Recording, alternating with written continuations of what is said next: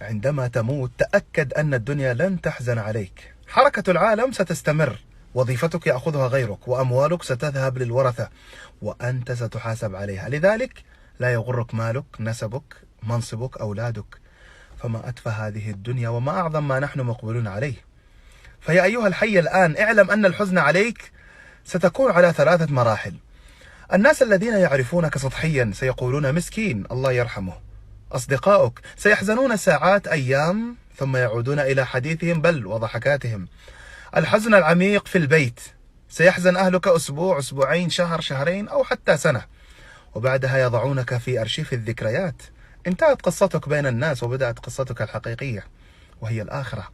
لقد زال عنك الجمال، المال، الصحة، الولد، فارقتك الدور والقصور والزوج، ولم يبق معك إلا عملك.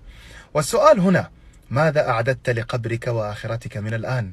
هذه حقيقة تحتاج إلى تأمل، لذلك احرص على الفرائض، النوافل، صدقة السر، عمل صالح، صلاة الليل، حسن الخلق، لعلك تنجو. وذكر